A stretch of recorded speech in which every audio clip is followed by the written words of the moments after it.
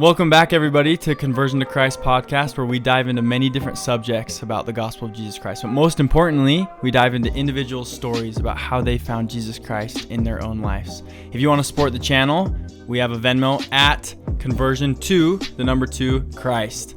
All of our videos and audio goes up on YouTube, TikTok, Facebook, Spotify for podcasters, and Instagram. So go check it out. Let's get into this next episode. Welcome back, everybody, to Conversion to Christ podcast. Today we have an awesome guest. He's one of my good homies. I met him at church recently, like 2 weeks ago. I believe so. Yeah, like 2 weeks ago. And obviously, when he walked in, I saw a face tattoo, and that stands out in an LDS church, especially in Utah. Maybe not in some other places, but in Utah, that stands out. And so I was like, I want to hear this dude's story. And then long story short, he's on my podcast in my basement. So I'm pretty stoked about this episode. But do you want to... Yeah, I've had one heck of a journey, to get me to a point. I grew up, my whole family... Oh, by the way, yeah, my name's Jake. I was born out here, moved away when I was really little. Spent my years bouncing between Colorado Springs and Houston, Texas. So if you're wondering why I talk the way I talk, it's because of that. And all my friends are from Jackson, Mississippi, so I pick up on their lingo a little bit too. But anyway, it was interesting because growing up, my parents are always telling me, "Oh, like religion isn't real. Like this is why this happens and." This just luck. You make your own luck in this world. They were those kind of people. They're like straight edge. I think of them as straight edge thinkers. And I was like that too. For a long time I went around like basically openly saying how much I didn't believe in God. Yeah. And like I can't say if that like caused any pain or like just because I was so young and innocent, and that's all I knew. Yeah. But I can definitely tell you, like, as I got older, the more I ignored that. Yeah. Then when I knew, it only caused nothing but bad things and pain. But anyway. Yeah. As I just got older, things just kept happening in my life where it just became to a point where the condition of whether I live or die has been in not my own hands more times than I can count on both hands, like in various situations. And I said my family be making me sound crazy because none of them believe in it, and they In God? Yeah, None of them believe in God? Really no type of spirituality at all. Mm-hmm. And so they be trying to make me sound like I'm crazy, but sometimes I think my mom's a little convinced because she's been there the whole journey, and she's like, you definitely have something looking out for you. Yeah. Something looking out for your well-being. Yeah, that's cool. I think once, especially when you're baptized and you receive the gift of the Holy Ghost, like people can start to really see a change, and like maybe she'll start to notice like a big change in your life. And she already has seen it, right? So like especially when you're baptized, that's even a bigger. Well, yeah, and I can't get baptized because I'm on probation, so I have to finish probation, wrap up all that. But either way, it doesn't affect me coming to church. When I don't come to church, my life just gets so much worse. Yeah. The minute I come to church is when my life starts getting better, and I start getting those blessings again. My parents got divorced when I was really little. My dad, he moved down to Houston a little later. He lived in Washington right when him and my mom first split up. And my mom, she got married to a woman, which was a big... when you're that young and you're used to having a mom and a dad, it was different. It was weird, like, if I'm being honest, but... Yeah. She was cool for a while, but... You know how things change over time, and they ended up getting a divorce years later. But I spent my childhood going in between them and living with them in Colorado Springs, or living with my dad in Houston. depending on where they thought I would get in trouble the least. Because I was getting in trouble in Colorado, so I got sent down to Houston. In Houston, went to 3 different schools. And this is all just high school. Yeah. I went to 3 different high schools, and this is not even by the end of sophomore year. And then I go back to Colorado, finish sophomore year.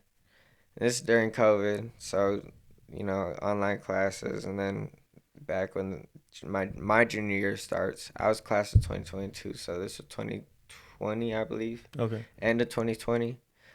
Like when school year would start, I just didn't go to school. But I was always, a smart kid. I always got good test scores. I just didn't like the busy work. I didn't like, Yeah. I didn't like doing stuff that feels pointless. I got a long story to tell. I'm 20 years old, but I've seen a lot of stuff. Yeah. I could digress about a lot of topics. No, that's fair. Over stuff that I've seen in these 20 years, but Yeah. what brought me out here is this is like 2.5 years ago, 2021, start of 2021. My friend, he had overdosed just in Colorado Springs. Me and him, and he didn't like mess around with drugs like that. So, and I did. I was like the influence on that. And I was the one that went and got, the drugs for him and everything, and we was up all night talking, and This is in Colorado? and doing the drugs together. And this is before fentanyl was like commonly known. Like now people know like fentanyl will kill you. Like back then it was more like because this is a while ago. This is before it was like everywhere. Yeah. And so we're up all night doing this. Me and him did the exact same amount, and I didn't think anything of it. Like nowadays, if somebody overdoses, they just drop down right then and there. Yeah. He was up talking to me. We did some, and then like an hour later went to sleep. Like, so I knew at least for that hour like he was good, and then woke up the next morning, was trying to wake him up.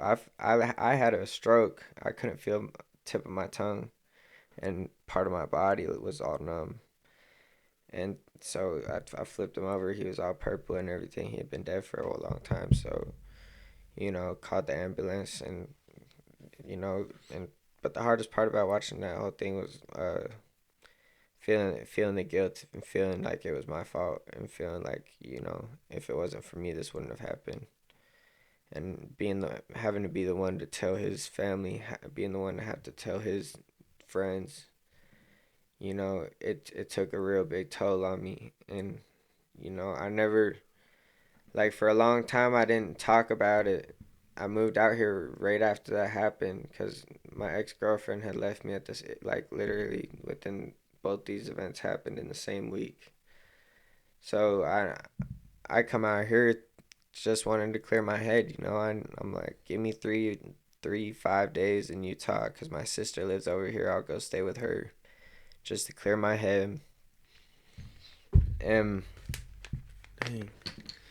That's your original reason why you came out to Utah. And then I came out here and I started staying, and started to run out of money, and I didn't want to go back because really I had nothing to look forward to back where in Colorado. I was like, I don't have no job.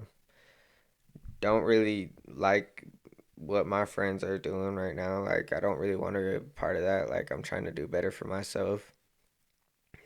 I just, like, everywhere I go, I get reminded of something that's just, like, just messes with my head, Damn.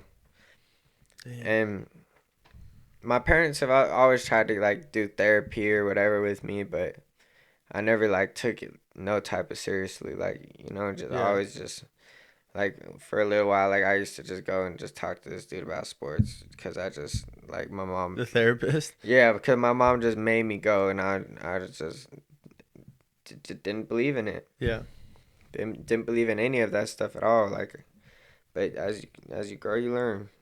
Why didn't you believe in it? Was it because just society, the way you're taught from a very young age, just brush it off. Yeah. Stop crying. Stop doing this. Oh, just walk it off. You feel me? Yeah, Stop for crying. sure. It's ingrained, especially in like males' heads. It's ingrained, and For sure. like it, and that's why I say like, I forgot exactly what it was that we were talking about, or maybe it was a different conversation, but uh, asking for help. To me that does Like like show sign of weakness almost. yeah, like when you admit that you're weak and that you need help to, you know, get to where you need to be. To me, that's one of the most courageous things you can do. Yeah. Like it takes a lot of courage. So I guess now we know like a good background of why you're here. So Yeah, but getting out here, that's just the start of the story, man. no, yeah, for I sure. what all the stuff that happened out here is when I really started like to Believe in God. Yeah. Dang. So, I go through my whole little relationship thing, doing my flooring, working for my ex-girlfriend's dad. Was this soon as you came to Utah? Pretty like soon after, or? Bro, it was literally like a couple of weeks. I was already in this I was already talking to her a little bit. Yeah. And then like we just hit it off, and that was like the only girl I ever say like I actually like felt like a certain type of way towards. Yeah. And Was she a member? her family is members. Okay, cool. Yeah. So this is like like 2.5 years ago, 3 years ago. When is this? 2 years ago. 2 years ago. Okay. So soon as you came. Literally this month, 2 years ago is when me and her broke up. Okay. She was going into high school, and I had got her pregnant. And her dad's telling me, because they're very against abortions, and he's telling me, because we have the support, we have, in my opinion, this might be controversial, but I believe that there are certain situations where abortion is a good decision when it comes down to the quality of life the child will have. And the quality of life that this child would have had would have been a good quality of life. It would have had support. It would have had people that were looking out for it, people to help take care of it. It would have had a good life, but at the end of the day, it's not my body. I'm not the one carrying it for 9 months. So, but I didn't even get a conversation. It was tough. Like her dad telling me she gonna have it, and then out of nowhere she went and had like have it as in have the baby. Then one day out of nowhere she goes and gets an abortion. After that, it was like just a complete different person. Yeah. Like me and her both been like I don't know if she's still struggling, but I've definitely struggled with drugs ever since then, and like being in the streets. And I know that she's had her more than her fair share of struggling stuff. Yeah, just and just because we didn't deal with it, we didn't yeah, neither of us dealt with it. Like right after that, I lost my house, lost my car. And this was like right when I had a friend who would call me and read me Bible verses. And this is my friend that really introduced me to religion, because he just said start praying, just. Yeah. And I think he's Catholic, but that besides the point. Yeah. And one day I'm with one of my friends, and I go camping in the back of my truck. I had an F-150 at the time. And we go up into the mountains, and we're sitting in the back of the truck all night just talking, just chilling. And that night I seen about 6 things. Like when you're out there all night, you can tell what's a satellite, you can tell what's a plane, you can tell what's this, what's that. I seen about 6 things that I couldn't explain. And then I seen 4 shooting stars. Yeah. And oh, I forgot to mention the most important part about this whole thing was that going into this camping trip, this was like me, like being like, okay, like if God's real, like I know, like he'll show me something, like during this little truck camp out. I know something he's gonna for sure. And it did, like, and it's crazy because the circumstances like, and it caught me completely off guard because I had totally like not forgot, but like it wasn't in my like it was in my mind like, oh, like It's like nothing, whatever. nothing, Yeah. yeah, nothing finna happen, so why worry about it or why think about it. Was this soon after your ex-girlfriend got her abortion? How soon was this? Like, This was really before, oh, okay, okay. yeah, and then when she did that, like, and then that's when I was homeless in my truck, and with all my I call them my brothers just because when you go through a certain amount of stuff with people like me and my friend Rodney, Free Rodney, he we done slept in the cold together, we done slept in nice places together, we done slept in the car together, we done everything Yeah. we've done it together. Like if I didn't have a place to sleep, like he would real life go in and argue with his girl, his baby mama now, and get the car keys so I can at least stay in the car. Dang. That's you feel that's He's just a homie, bro. well, no, Just it's hook you like up. we're like like what I got, he got written, and I mean that like Yeah. like at one point in time I came up and I had like $2,000 or somewhere around that. I, t- I, I said I like to hold on to it because I'm a money like I'm good with like Yeah. saving. Mm-hmm. He likes to spend. No offense to Rodney, but Rodney, if you ever see this, you know you like to spend. Yeah.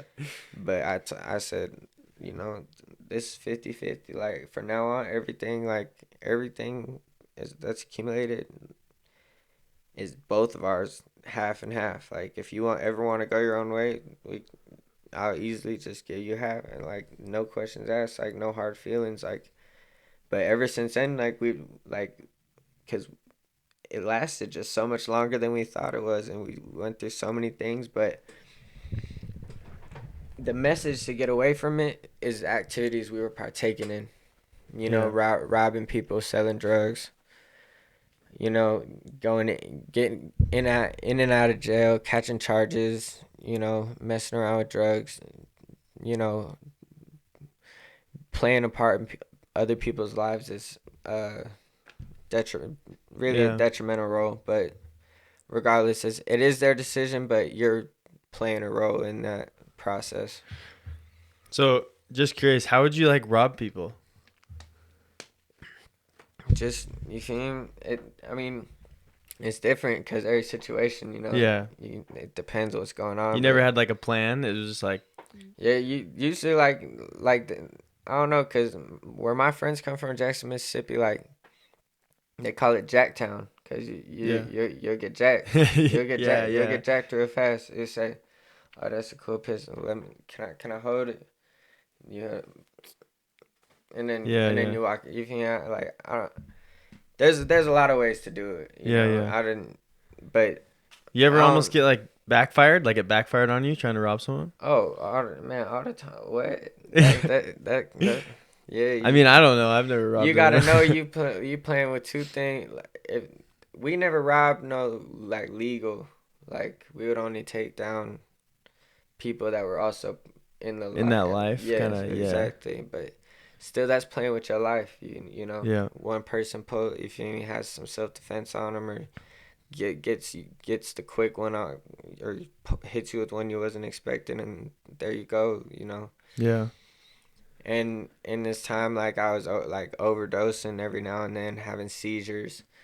I went to jail, got bailed out, had a seizure, and cracked my head open with Dang. and just on the sidewalk, and woke up in the ambulance, and I had bled all up. Like I've bled a lot in my life, but this was the most blood I've ever seen. Like all my clothes were drenched in blood. I ended up getting my head stapled shut, but I was Dang. that's when I like my desire to really start making a change Yeah. happened, and then I got caught up with me a few months later, got put on house arrest, and you know one thing I learned about it basically because I could go on and on about all the struggles and all For this and sure. all that in jail and how much that sucks, and I could go on and on about all that, but the one thing that I think changed changes everything is, you know, compassion. The church where you feel, I said this in my testimony when I gave my testimony at church, but you know, compassion changed my life. The compassion that the missionaries showed me. Mm-hmm. Cause when I first started seeing the missionaries, it was like January this year, and they came in. They would always just like we would talk to them about anything, like it didn't matter what it was, and they would tell us like, you know, a little lesson from the Book of Mormon, and then we would do a prayer. And there were even days where me and I call her my sister. She's my friend's girlfriend, but she's really like a sister to me. But we would text them and be like, come over, like, please, like, we feel like we need a blessing right now or whatever. And then I stopped seeing them because they weren't coming to my house. But I was always at her house kind of thing because I was homeless, you know, Yeah. couch hopping here, there, a little bit everywhere, you know. Yeah.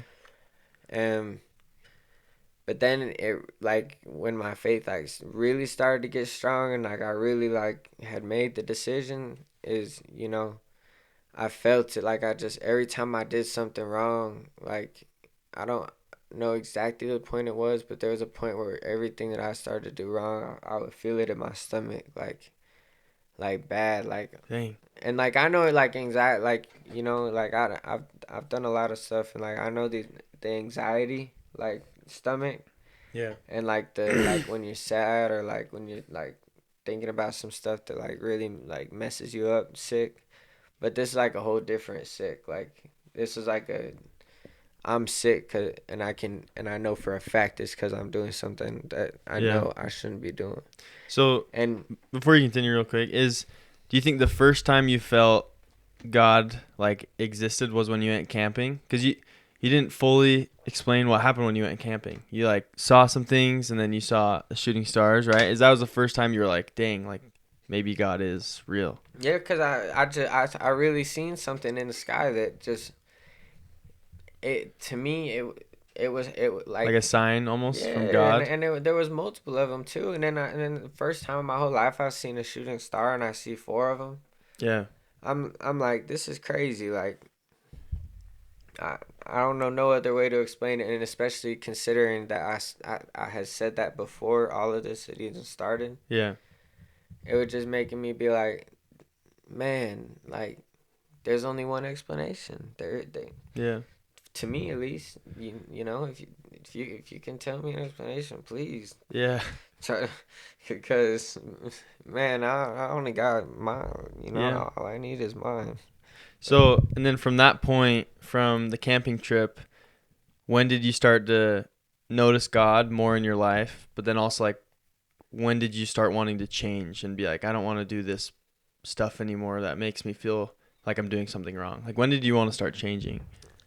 All right, so May, like a year ago, in May, Yeah. I had just gotten out of jail, lost all my clothes. I was on house arrest, had literally nothing to my name, staying at a little like a little tiny closet in my mom's house. It's like smaller than a jail cell, you Yeah. know. It's something. I'm grateful for it. Don't get me like I'm very grateful for it. But But you're just at a low point, obviously. yeah, very low point. Yeah. And all my friends are locked up fighting very serious charges, you know. And I feel guilty about that because I wasn't there to, you know, because me and my friend Rodney never gotten in trouble together. Yeah. Every time that we get in trouble is when we split up. Like, so and it makes me feel some type of like guilt when he gets caught up and I'm not there. Yeah. But I came out of jail, had nothing, and then I wanted to do right, and later that year I violated basically the ankle monitor and the house arrest. It was like a work release, so technically you're still incarcerated, but I violated, so they sent me back down into jail. Okay. But at the time I had enough money, so I bailed myself out from my original case. And then after that checked myself into rehab for the first time cuz meanwhile this whole time it's been maybe Like I went to jail in May, and it's like November at this point, Yeah. and so the case is still open. So I'm like, I'm gonna go to rehab because it's a distribution case. So I'm gonna go to rehab. You know, I don't want second degree distribution on my record at 18 years old. You know, Yeah. or 19 at that point. But when the charge was caught, I was 18. And so I go to rehab, I just didn't take it seriously. I didn't admit that things were out of my control. Why'd you check yourself in originally? Like, what was the reason you wanted to do that? To make it look better for the judge. Oh, okay. Like, if I'm being 100% honest, it was completely for court. Yeah. And then the irony is a year later in May, back in jail, back with nothing to my name but these jeans that I'm wearing right here. Dang.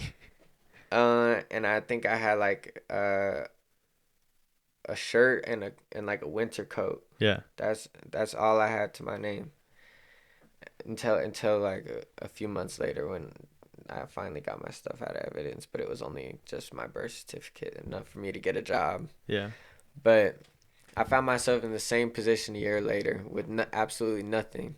I've robbed and sold drugs, done every, like, you know, scammed every hustle and every type of crime. I probably did it, other than murder. Like, you feel me? Like, other than kill somebody. Like, Yeah.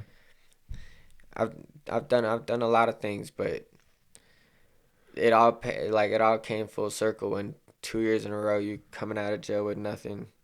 But this time I was released to I was forced to go to treatment. Yeah. But the whole time in jail, I'm have the mindset of I want to change anyway. You know, I already had that mindset, Yeah. and I had to have that little 30 days in jail before 30 days in treatment, because 30 days in treatment, they set you up for failure. Really? Yes, they do. 30 days, you're just scratching the surface. 30 days. Yeah. You know, and then especially if you don't do the outpatient or the sober living after, Yeah. like, and you just go 30 days and think you're good, you're just setting yourself up to be back in the same position. Dang. Literally, my first time I went to rehab, I was dead on the tracks a week later after I got out. What do you mean? I had overdosed. Oh, like, And yep, I was there for 14 minutes. dang. That's crazy. Mhm. So, like, their method of doing things with 30 days is just not helpful. I mean, it's just the whole. There's so many things about it.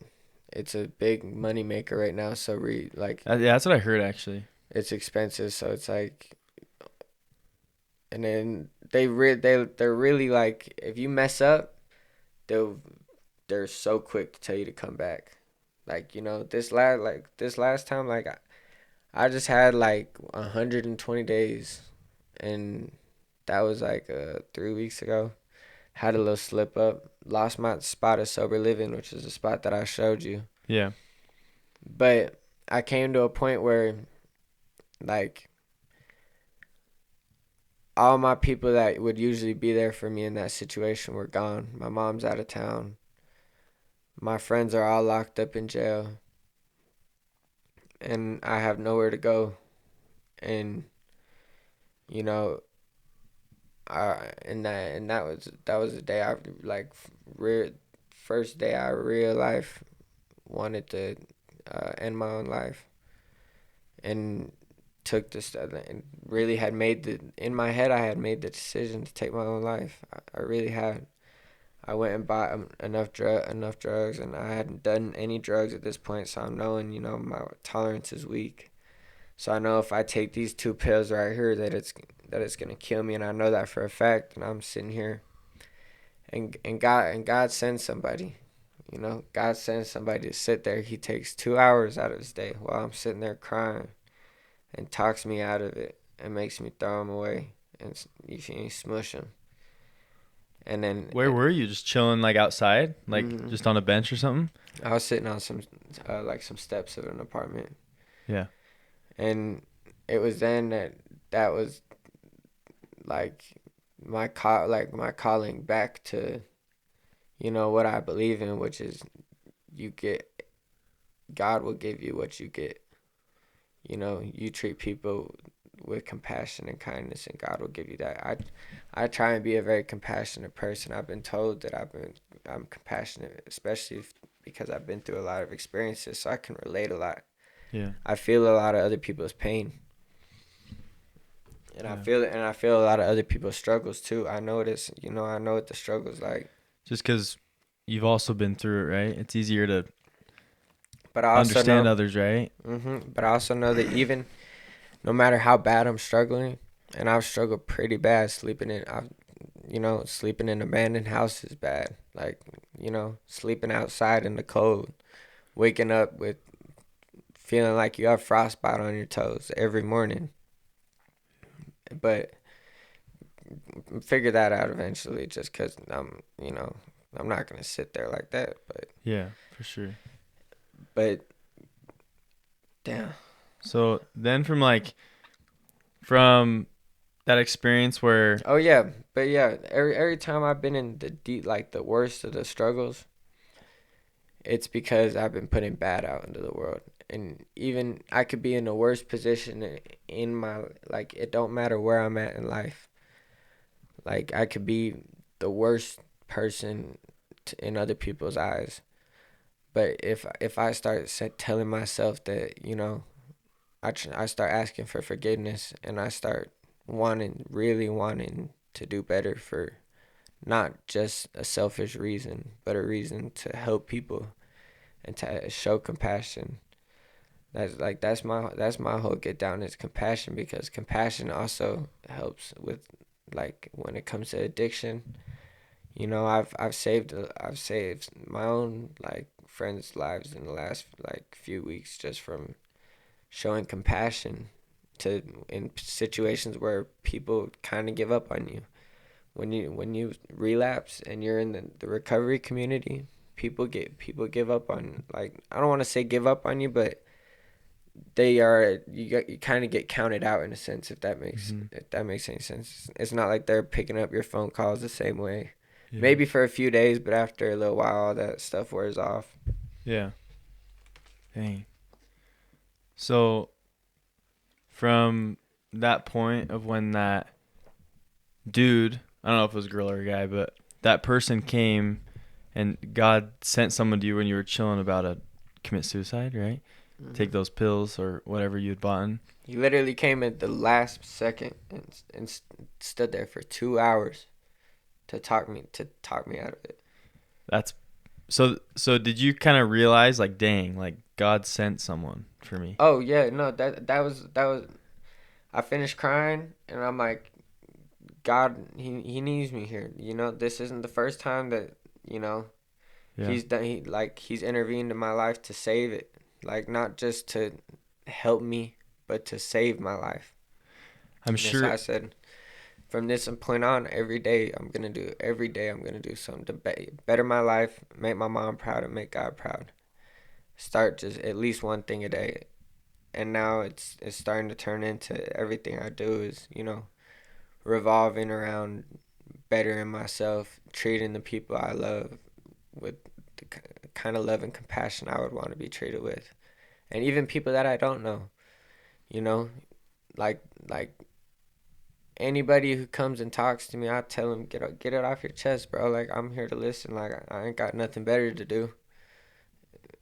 When I am in that position, sometimes I got better stuff to do. But if you're in a position where you're coming up to just walking up to me, then I probably don't got nothing better to do. That's fair. And so I always give people the time of day to at least hear them out, because when you hear people out, you hear a lot of perspectives, you hear a lot of different opinions, you hear a lot of crazy talk, but you also hear a lot of wisdom, Yeah. because some of these people, a lot of people counted them out. I've, like, personally, like, some people might not believe it, some people, like, but I've been counted out. My oldest brother, like, I know what it feels like to be counted out. My oldest brother committed suicide. You know, he got addicted to drugs and committed suicide, and that was my dad's oldest son. He was my half brother. He would be in his 40s now. And ever since I started getting really addicted to drugs. I'm doing, just so y'all know, like, I'm not, it's not as big of a battle now anymore. I've got more control over it now, but ever since I've started to just realize that it's out of my control, it really is. All I can do is just play my part and do the best I can in every second, every moment, every day. And Yeah. yeah. Hey, so from that time when God sent that dude to be there for you, right? Then you realize like this is for sure. Why did he say he came in? Like, why did the dude come and stop and talk to you? Like, did he say why? Like, No, he just seen me crying and I had these two pills in my hand. I think he knew it was gonna. I think he knew it was going down. yeah. And it was from that point on when I started having those intentions, and when I started praying.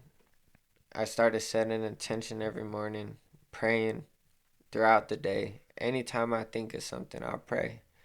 Whether it be I'm grateful for this, or please give me strength as I go through this.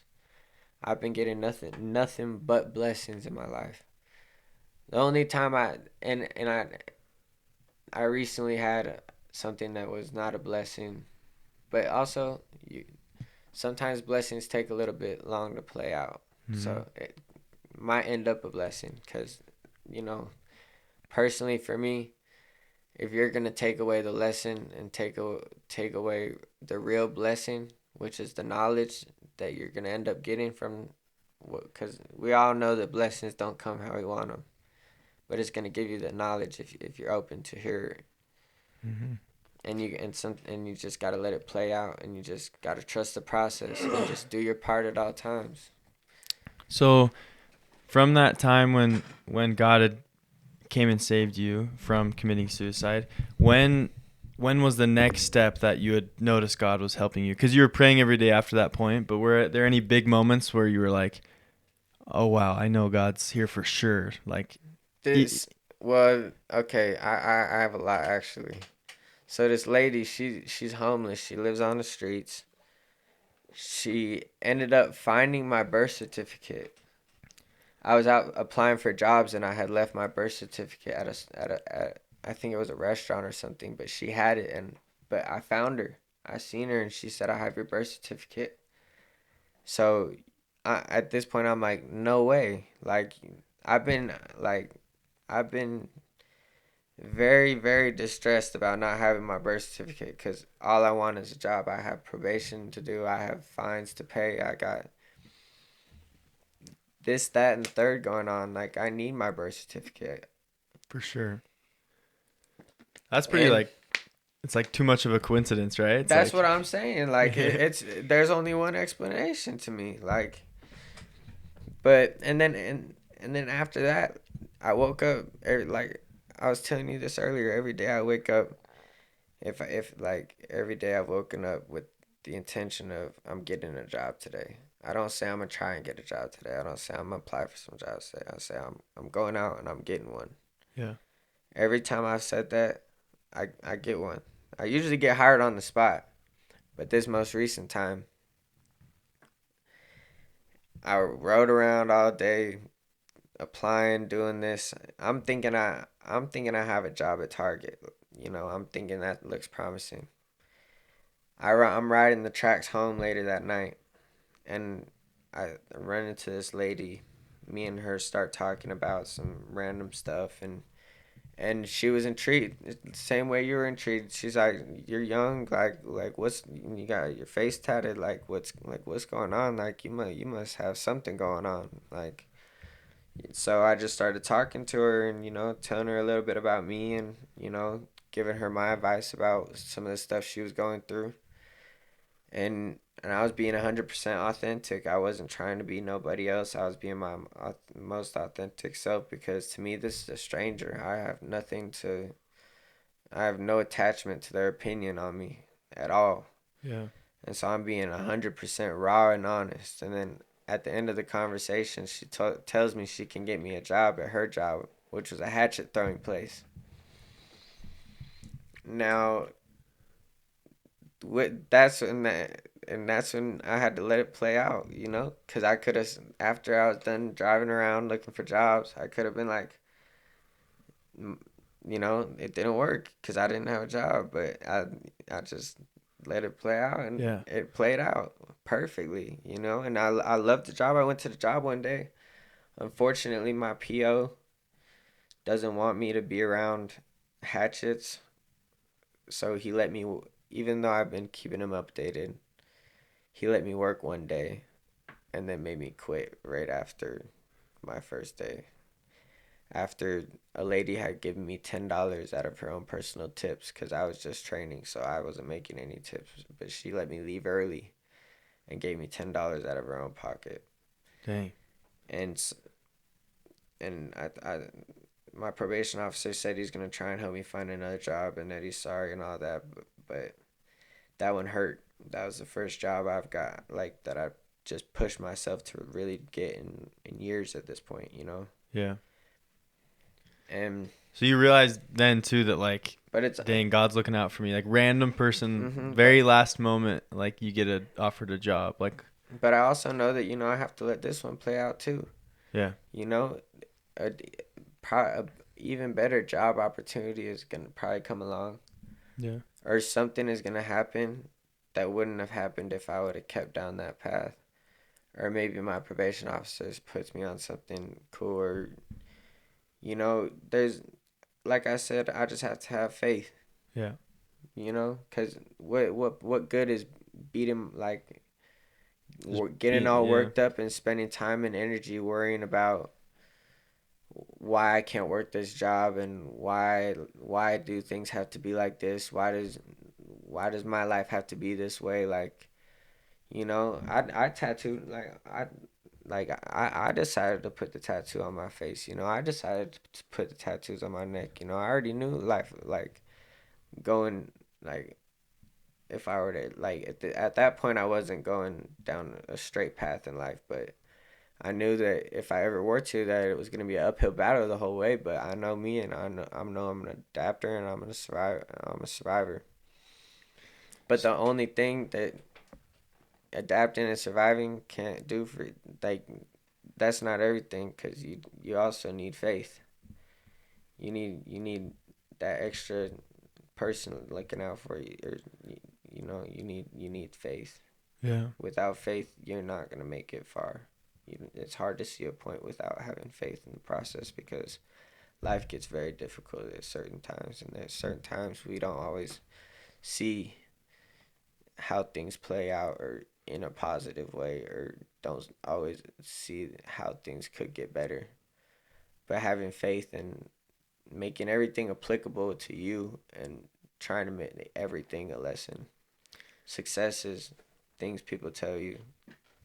Failures, everything's a lesson. For sure. So when did the missionaries first meet you? Was it like on the street? Did they like say hi to you, or like No, what so happened? it was at my sister BB's house over on 1700 South of Redwood. Your sister's house? Yeah, my my brother's, like, my street brother, Yeah. his girlfriend Okay, house. okay. But she like my sister because she was always there for me even when he wasn't around. Gotcha. And she really had my, still does really have my back. Anytime I need, I can call her. Yeah.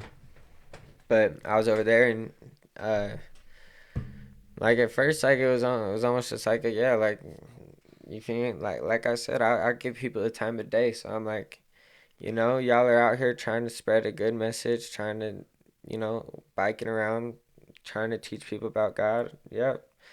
You know, come in, let me hear what you gotta say.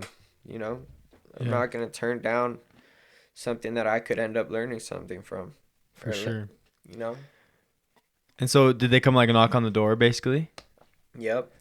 And I've met with 3 different missionaries, because then when I went to rehab after I got out of jail, because I was meeting with these ones, stopped seeing them for about a month, went to jail Mm-hmm. for a month, to where I would go to the church AA meetings. Mm-hmm. the LDS recovery things that they let you go to in the jail. Yeah. And jail, that's where you really have to find your spirituality. You learn that in patience. But after I got out of jail and I was in treatment, the missionaries were coming and seeing me in the treatment center. Oh, cool. Okay. And that's when I really started to get close to them. Like, but then they traded me to sister missionaries when I moved up to Holiday, because this is in Sandy. Yeah. So I've dealt with a lot of different missionaries, but every single one of them I've had, has been a wonderful person, and has been, a blessing and played a big role in my life. Are they like when you heard the message of, Joseph Smith, the Book of Mormon, like the whole message of our church, did you feel in your heart it was like good, like from the very beginning, like, whoa, like I feel something about this? I feel like intention is good. I'm a very like I very much believe that, like, I can spend 5 minutes with you and I already know if you're a type of person, like, what I could be possibly putting myself into being around you, if that makes sense. I'm very good at reading people. I've moved around a lot. I've been in a lot of situations. Yeah. I'm very good at reading energies. Do you remember before you continue, you remember last Sunday we were talking about the gifts that the Spirit gives us, that God gives us, and there's I felt it in the church that day. Yeah. And there's a special gift that's listed in the scriptures called the gift of discernment, where you can discern whether someone has good intentions or bad intentions. So I really do believe I have that gift. yeah, that's awesome. So continue though. But yeah, I don't like personally like the history. Like, I know the history, but to me, a lot of it, like, if I'm just being 100% honest, not everybody might agree with this, but to me, the history don't matter. To me, what matters is the community, of a tool to channel your spirituality, to place to get good morals and have people around with the same morals, and to hold you to a higher standard. A place that keeps that faith fresh in your head, and especially when it works. Yeah. Like, everybody that I feel like doesn't believe in God has never given it a try with a serious open mind. Because if you give it a try with a serious open mind, you're going to end up believing in him, because you're going to have no choice. You realize how prevalent he is in everything that happens in this world. Every single thing. And once you start being more mindful about what's going on around you and what type of situations you put yourself in, it's you'll start realizing it if you look into it with an open mind. Because some people, they say they tried or whatever, but they're not being, they're just whizzing through life. They're just trying to pass time and get through it. They're not looking at the little details, the little things that happen in their lives that really either teach you a lesson, or you choose to struggle, like, or suffer, I guess, because pain and failure are inevitable, but struggling from that and suffering from that is a choice. And so you're either gonna do that, or you're gonna problem solve it, and move past that. So how'd you feel the first time you walked into LDS Church? I felt it, like, right here. Like, it was just very much like a. Let me give me 2 seconds. Let me see if I can put this feeling into words.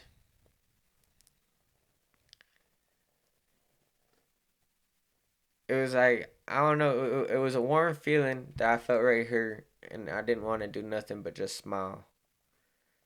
Yeah. I didn't want to do nothing but just smile. And I came a little bit early on accident, and so I was having the food and the, what's it called, food and move Oh, like, where they have the food, like, after service or whatever. oh yeah. I know what you're talking about, but I don't know what it's called. I was eating with the ward before our. Oh, okay. Because this is my first time coming. and I'm really early because I have to take the bus, and the bus schedule on Sundays is all messed up. Yeah. But so I'm chopping it up with them, talking, and then I finally go to like my first service, and it was just special because I'm also looking around on them. The part that stuck out to me the most was the elders quorum. You know that that's become a big part of my life. That second hour. Man, this guy always That has the best comments, bro. were you there when I told him at the very start of elders quorum last Sunday? Was that the Sunday I talked? Yeah. No, people were talking to me, but I wish he was there because they I went up to the guy who runs Elders Quorum, and I was like, please just like give me like 5 minutes or something. I have something like that I've just been going through recently, and like I feel like it could help, or solidify, like it's just something that I feel like deserves to be heard and mm-hmm. could help people. And so I just told him, really personal, quick little story about all the struggles and, From the having, past 3 weeks. yeah, and then how things have changed around and how much, even just since church and praying again and having good intentions, like, You want to tell that how here? much, huh? You want to tell that here? Like what's happened in the past I 3 mean, weeks? yeah, just, losing, losing my, losing my first apartment. So my friend, uh, I don't want to say his name, but I went to treatment with him. He's a veteran, but he has PTSD. He has bad PTSD, and he called me. And he was struggling, and because 4 months I'm doing good. I'm doing fantastic. Well, but I look at it as I'll get to it later. But he called me and he was struggling, so I talk him down. I'm trying to talk him to go back into treatment because he left early. That was his problem. His last time he left early, and he didn't take it serious. He didn't think he needed it. He didn't reach the point to where he was really ready to let go of control and do whatever it took to, you know, let the bigger picture play out and trust that it's gonna work. But instead of getting a call saying that he's going to treatment, I get a FaceTime from him, and he's broken down crying, and I have to sit there and talk him out of killing himself.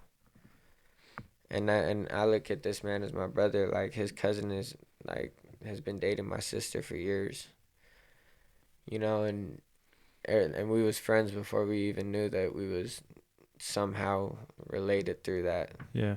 and so that was a night I had a little slip up because you can prepare for a lot of things, but you can't prepare for when you know real lot. Like, I took a lot out of therapy and I learned a lot, but there's a lot of stuff you can't prepare for because it's just it's stuff that sticks with you. Like, What does that feel like when like you like take on something that you can't handle, and then like you go choose to fall back into like drugs, for example? Like what does that feeling feel like? so really, like, cause so I did the drug just cause I just didn't want to feel what I was feeling. I called, he took a bunch of pills, hung up the phone. I called the police, trying to get the ambulance to his house, and it was a whole situation. They didn't get to him until 9 o'clock the next morning. Thank you know thank God he's okay, but he's in treatment now. But You didn't want to feel like the he called me. anxiety you were feeling, Well, or he called me and he told me that he left me everything in his will, and made me was adamant on making me promise to take care of his daughter and make sure his daughter was looked after. And I was just crying. I told him, bro, I can't do that. Like, I can't do that. And then he hung up, and they can prepare you. They can tell you coping skills. They can tell you this. They can tell you that. But when your friend tells you that, like when it's somebody that you look at as family, you have to go through it and make it through it hmm. to know how to get through it again. Yeah. You know, that day that I wanted to kill myself, what basically happened after is, now I feel like I ain't got nothing. Like I I know I have nothing. Like I have a little more than nothing to lose. Like I have Yeah. something. Yeah. I know I have something. I know I've made progress. I know all this. Move into another apartment. The landlord literally kind of played us. And people had already been living there for a long time, but he played us and was in debt, and so everybody got kicked out. Oh, dang. Like on a day's notice, like Yeah. get your stuff and go. Like you can come back in a few weeks and come get it, but took that out, and then it was just back to just square one. But at least my mom let me keep all my stuff at her house. Thing, and I appreciate her a lot for that, because me and my mom, we have a mutual understanding of what's going on in my life. If I don't have a job, if I'm not doing good in life, she's not, I can she's not gonna put up with that. And to some people, they might be like, well, how can your mom let you sleep on the streets? And I say, it's because of how much she loves me. Yeah. Not like, It hurts her, just more than it hurts me. Having to tell her son that he can't come and stay with her at her house. It breaks her heart, but the reason I say it means that she loves me more is because it really taught me, and it made me want it for myself. Because I came to a point where I said, all right, I can't do this. Nobody can do this for me. I can play my part, and that's all I can do yeah. is just do my job, and the rest will just fall in place. So to keep my head above water, and you feel me, something gonna come along eventually. That's what God does to us as a loving heavenly Father. He doesn't want us to suffer and go through like really hard times, but he does it because he knows we'll grow. And if he just gave everything to us, we wouldn't grow. Just like your mom, right? She knows she doesn't want you to she doesn't like to see you hurting, but Mm-hmm. she knows, you know, not giving you everything all the time when you need it is going to help you grow a lot. And Well, like, and it has. Like I'm 20 years old, and I don't. The only help I don't really get a whole ton of help. Like you're learning to do everything on your own, well, that's why I do all these little side hustles and like little stuff, is because when I don't have a job, or you feel me, I need some sort of like, cause some like, as long as I'm not dealing drugs or having guns and stuff that I shouldn't, I can stay. My mom will let me sleep there as long as I'm not getting high too. Yeah. But So is that when you started to come to church? Is when your friend called you and he was going through I that? really started to go to church right after I got out of rehab. Okay. And that person that called me that night, he was LDS. He was the one that brought the missionaries to the rehab center to come see us every week. Oh, okay, I see. And so that's when I like got on a consistent, like got in contact with them myself, Okay. and they were Cool. the one that hooked me up with the sister missionaries. Did you feel like, that same warm feeling you felt when you went into our ward in your heart? Did you have that similar feeling hearing their message too?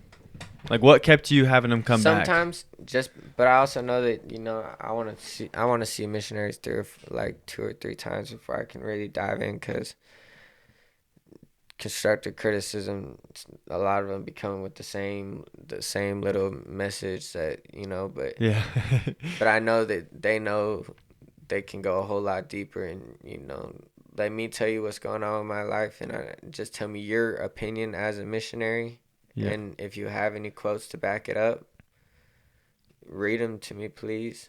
But I kind of sound mean when I say it like that, No, that's fair. I get what you're but saying. like, because the first couple times I always hear some stuff that don't really relate, and like it's just kind of like, eh. Yeah, it's just like So the I same. see why, like, a lot of people, they don't give the missionaries the time of day no more. But I just kept coming, and then because I knew I had to do something, I had to believe in, I had to turn my life over to Mhm. something, because I wasn't doing it Yeah, and the way it would trying to take control of everything in my life by any means mhm.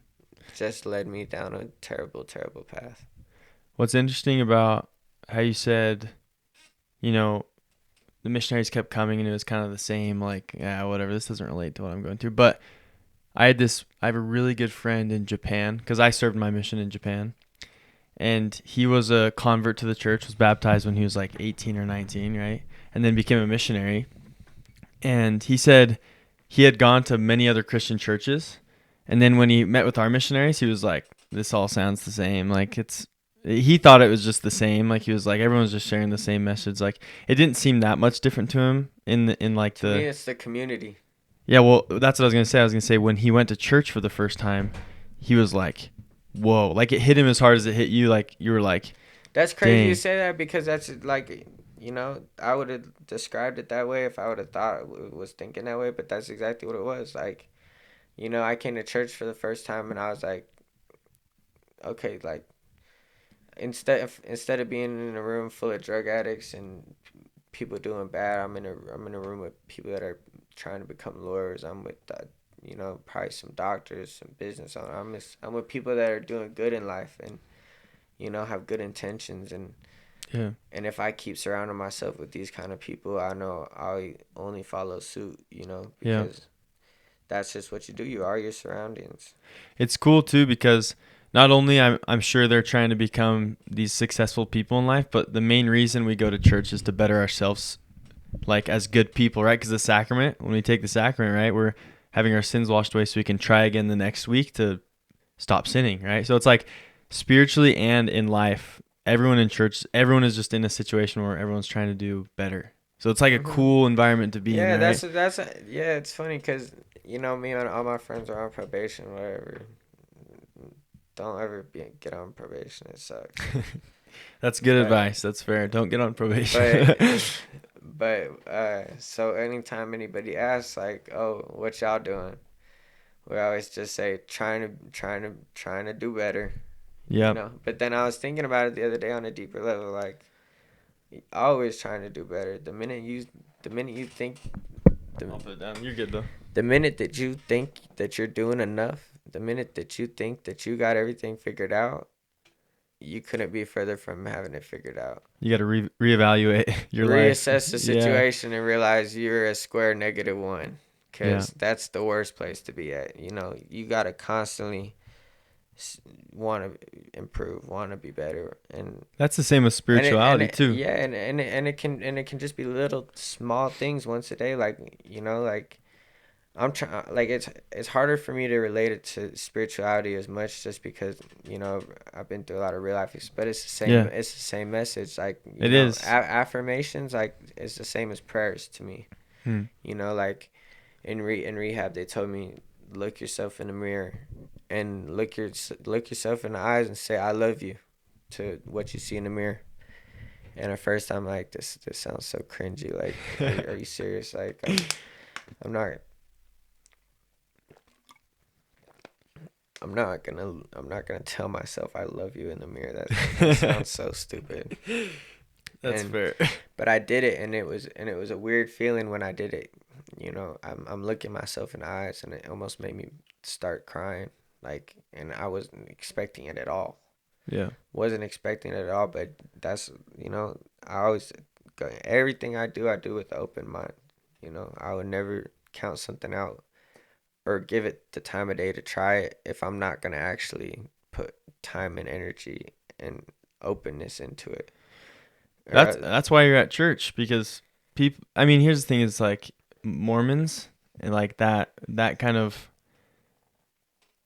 like Mormon, the word and the background behind it. A lot of people hear that and they're like, oh, like Mormons, like kind of it looks bad to some people. Yeah, they And get a very bad reputation, and yeah, that's what I tell people because I come across a lot of people that are not LDS, and I'm like, it like to me it don't even matter, like because at the end of the day, it's just a community of people with the same values, just out here trying to better themselves and be better people to other people.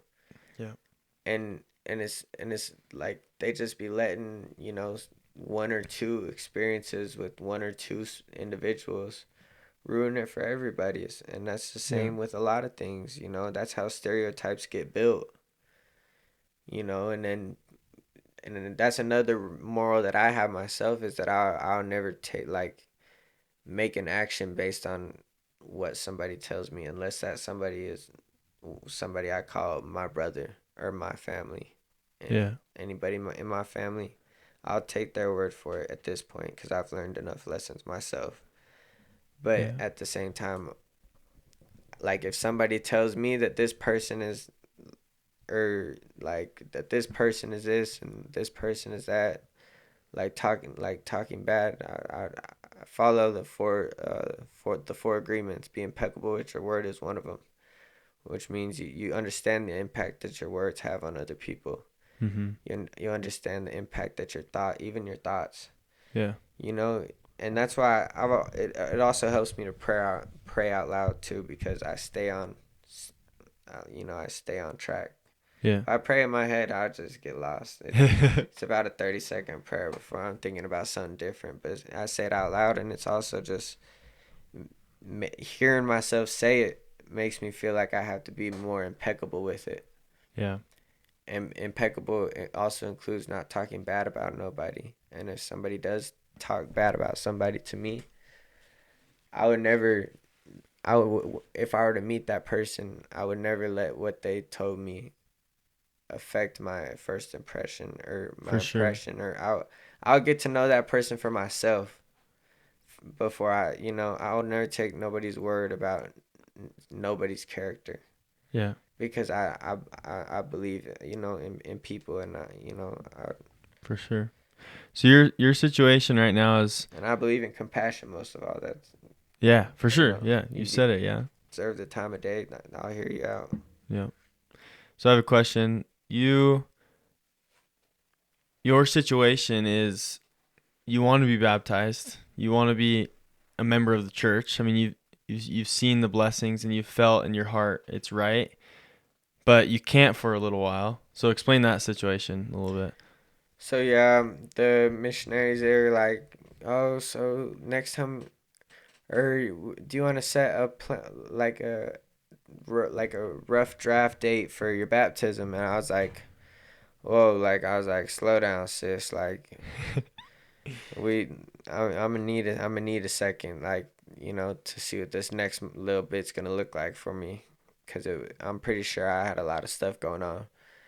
And then she was like, "All right, we will the next time." So the next time she comes over, it's nothing. She says she's gonna talk to her mission president, and then she comes over again and says, ask me my interview questions." And I ain't gonna lie, like, when you're on drugs or any type of distraction that isn't, a mindful one, like the biggest one I can think of that is the biggest problem in our, even more than drugs, is phones. People mindlessly scrolling all day to avoid what's going on in real life. It leads to anxiety, depression. These are proven things, and you look out in public, almost everyone is on their phone scrolling all the time, Yeah. you know. And everyone has their my way that I used to deal with boredom and deal with avoidance was drugs. But I feel like a lot of people thinks just because it's their phone, it's okay, because they're missing out on a lot of what life has to offer, in my opinion. Yeah. But also at the same time, to I was gonna tie it all back together, but I done forgot. You're But good. but You're talking about, I feel like I done made enough of a point to. no, for sure. I like that point actually a lot. But you can't be baptized for, Oh yeah, yeah. Till I'm off probation. But when they asked me, oh yeah. Okay. Here's what I was. So, but when you're on drugs, you don't emotionally mature at all while you're on drugs. You can mature mentally and physically and all that, but emotionally, like dealing with your emotions, you get sober. Like some places, like nice rehabs. They're a vacation. Don't get me wrong, but it's also like it could be a reality TV show just because of the way, like, your emotions are all over the place. Yeah. You're somebody who's coming off serious stuff, like that's kept you going for a long time. Like your emotions gonna be all over the place. Oh, because it all comes out at once because you haven't been progressing spiritually or emotionally at all. Yeah, I you're see. it's and it was funny because when I'm out there talking to the staff and I'm looking at everybody play, like, shoot hoops and sit around and talk and laugh, Yeah. and I'm looking at this and I'm like, this looks like the blacktop in elementary school. Yeah. Yeah. I looked at it and I was like, this looks like the blacktop in elementary school. And I'd be saying the same thing about jail sometimes too. But, the amount of progress I've made, like, in terms of dealing with emotions and stuff like that and being and learning, like, you can only do it by being sober. Because Yeah. if and avoiding anything that distracts you, and like that, if you feel something, you you gotta feel it. Yeah. You gotta feel it. God will get you through it, and you gotta tell yourself it'll pass. Nothing, not one thing in this world will ever be the same. Like, unless you get, like, locked up in life in prison, like, Yeah. the world is constantly gonna change. Yeah. The world, that's what makes the world goes around, is change. So Everything will pass. Good times will pass. Bad times will pass. And that's why you got to trust the process. Because even though it might feel like a valley, a mountain is just is just one blessing away. All you got to do is just play your part and play your role and help spread the message and treat everybody how you would want to be treated. that's nice, bro. I'm I have probably one or two questions before we end, and then you can just finish off with kind of like your advice to people or anything you want to say. But before we do that, first, I think you told me weren't you in a gang? You said. No, but um, I don't like a lot of my. I don't really have one friend that's not in a gang. Yeah. Okay, that's fair. And then two, yeah, I can remember if you told me you were or not. But two, were there times like when, because you had told me on the way over here, I picked him up, and while we were driving, you'd said there's like 4 times you like died. You know what I mean? Like, That's just off the drugs. yeah. Oh, okay. Just the drugs, and then There's been a lot of times. That's a time that I know about. There's been a lot of calls where nobody was around that yeah, think, like, somehow you're here. So then, are there any times where you look back now and you're like, holy crap, God was there for me, even though you didn't believe oh in yeah, God? my whole life, bro. Yeah. Like, every day was something else. Like, whether it was avoiding doing serious time in prison, which changes people. Yeah. If you go to prison for even 3-4 years, you can kiss your old self goodbye. Yeah. That's just how it's designed to be. Even like being in the habit of, like, going to jail all the time and getting caught up, like, it changes your whole perspective. It changes your what you feel like you're capable of, and it changes a lot for your perspective of things. So what was like, if you could tell one, I mean, there's probably so much to choose from, but if you could tell like one crazy thing that you look back on and you're like, God was totally there for me. Like even when you didn't believe in God, like, do you have a time that you look back on that you're like, dang, like I totally could have been screwed? Just recent, I would say just most recently when I was about to kill myself. Like, I'm telling you, I had made the decision in my head. I had already been out there crying for like 2 hours. Like, I'm telling you, like, when I meant that, like, I really was. Like you were set on killing yourself, like no going back. No, and I had the pills in my hand and everything. I'm literally going to take him, and and he come up and start talking to me, That's crazy. yeah, it is crazy. Like, that's the like, I've had a lot of things happen, but that's for sure the craziest one. Like yeah, like easily showing you that God is like completely aware of what you're going. He sent somebody, you know, Yeah. he sent somebody right at the perfect time. And you know, people going, you know how people is, but you know, people who know the truth Like know. you can't deny it. It's so Yeah, real for you. exactly. Like, Yeah. and it, like, I be forgetting because, you know, when you do a lot like drugs, like there's a lot of time periods in my life where I don't remember a lot, and it's either from trauma, like through certain shit will block Yeah. certain going through certain stuff will block out certain time periods of memories because it's unpleasant. It gives you PTSD, and then also heavy drug usage. So there's a lot of times in my life that, you know, are still coming back to me slowly and slowly and slowly, but you know, just even the fact that there's time periods of my life where I didn't know what was going on for weeks at a time and still made it okay, alive, free, and the fact that I'm still here today, you know, the fact that I overdosed, the fact that I was given an opportunity to go to treatment, and you know, I have a 1 to 15 felony 2 probation a new charge that I caught a month after getting put on probation. That's why I was in jail and they let me go out to treatment. I got court this month, but you know, and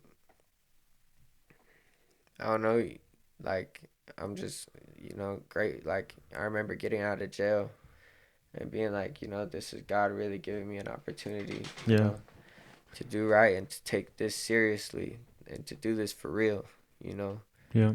because I was locked up on Mother's Day and it messed me up because, you know, I called my mom through the phone and I said, you know, I can't be there to get, you know, gift or write you a card or anything, but I'm a I'm gonna tell you this. I'm promise you I'm gonna get sober for you for Mother's Day. And I said the same thing to my grandma right after that. And then, you know, and I've had my slip ups, but that to me is part of the process. If I didn't go through my slip ups and learn how to overcome it, then I'm not teaching myself anything, you know. Yeah. If 100%. I cop out and after making one mistake, if I cop out and go back and get help, how is that teaching me to get through the mistake? If that makes sense, but God, I just want to make my grandma proud because, you know, I just know how precious time with family is, especially as they're getting older. And my main motivation is when when her time comes that I'm in a position where she knows that, you know, that I really made it. Cause Yeah. my definition of made it and her definition of made it are different. But I want to, you know, I want her to not. I want her to be able to leave this earth and not have no type of worry about what my future looks like or what trouble I could end up in. Yeah.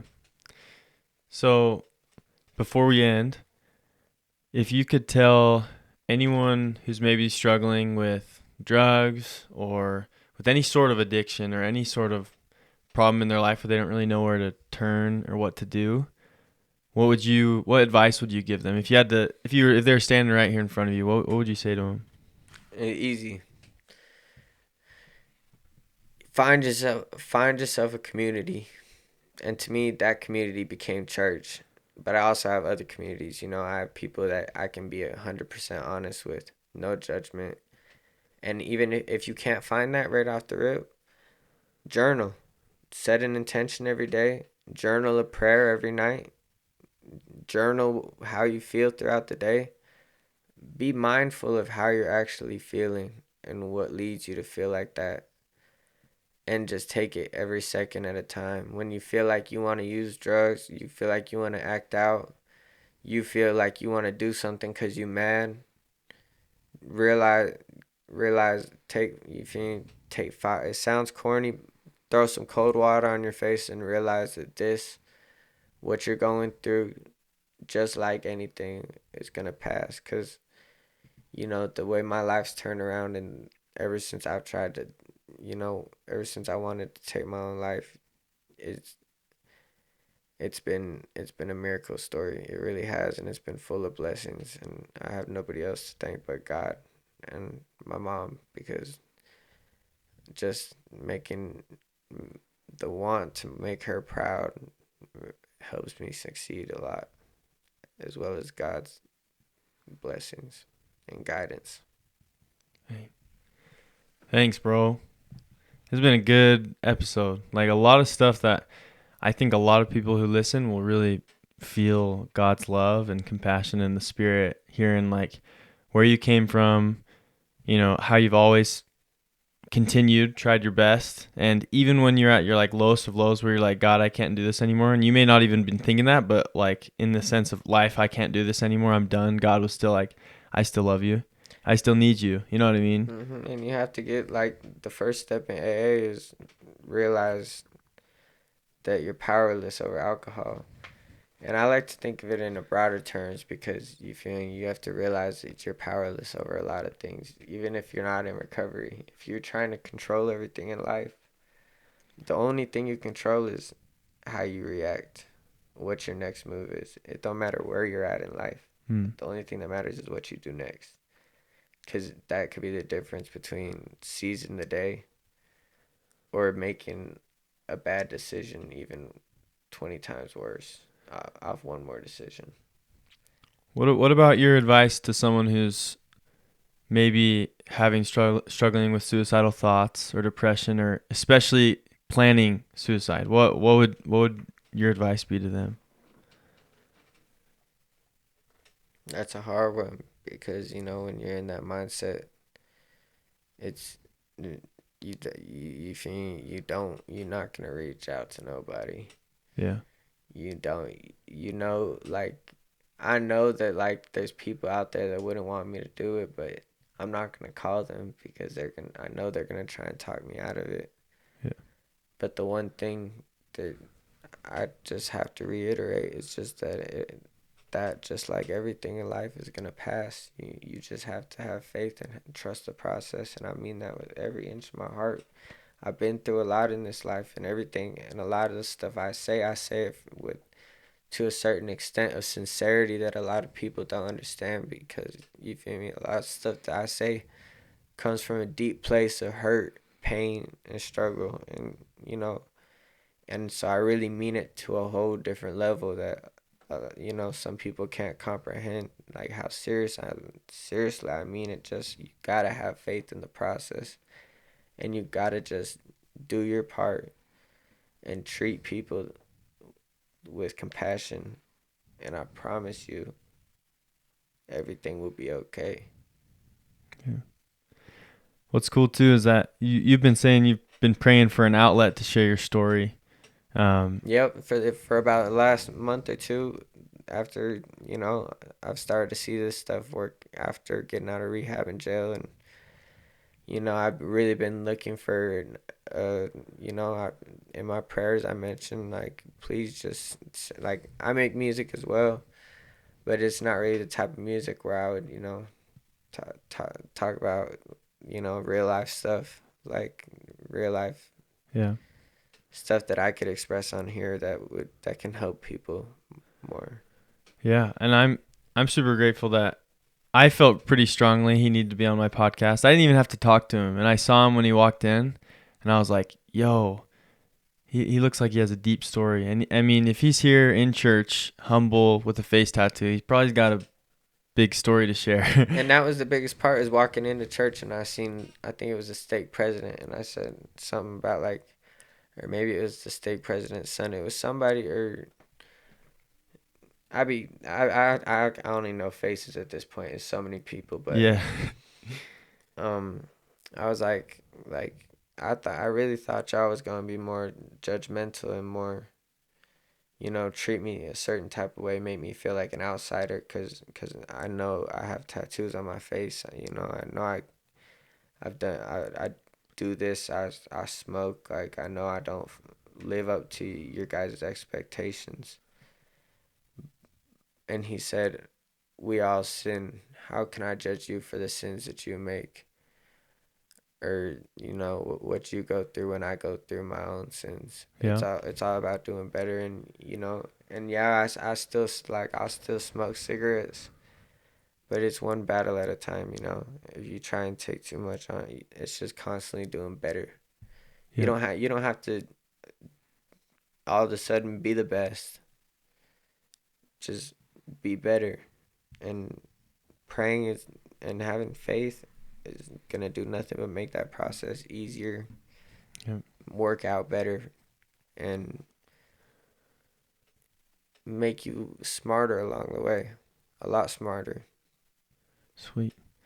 Well, also, I mean, you're here in Salt Lake City, Utah, and On top of the mountains. yeah, and you know, you're also looking for jobs, right? Get Yeah. back on up on your feet. So how could people contact you if they were gonna like? You could either give me a call, send me a text. My phone number is 832-795-6539. And or you can send me an email, which is 7jake16@gmail.com. And yeah, if you, that would be much appreciated if any of y'all could help out with that. But I know I trust the process, and I know the process will make sure I'm okay as long as I have faith and trust the process. For sure. I mean, and you said something earlier too, where you're saying like you noticed that you're doing a lot better when you're with God than when you're not. Yeah, the minute I started coming back to church, life completely did a 180. I go from, you know, hating life and not even having the motivation to, like, I turn the shower on and sit on the toilet, not because I'm using it, to sit on it because I'm so depressed I don't even want to get up and get into the shower. Yeah. And then I get in the shower and it takes me an hour to get off my bed. And, like, you know, it went from that to now every day I look at it as an opportunity to make my mom proud, make God proud, and do something to make a action towards a goal of bettering myself, or just doing something better more and more each day. That's all I can do. That's awesome, man.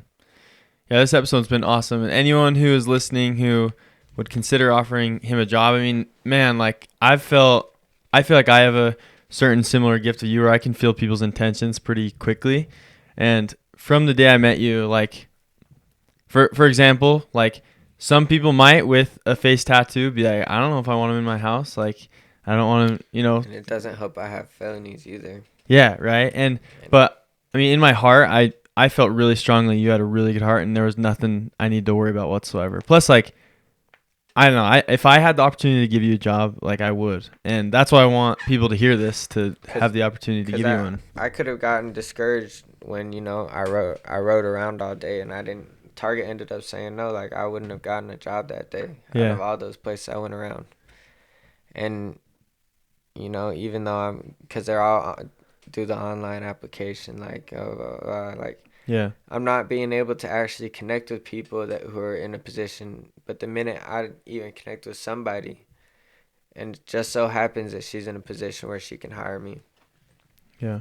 You know, I feel like, you know, I really do mean nothing but good in this world. And, you know, everybody has their things that they went through. Everybody has their things that made them the character they are today.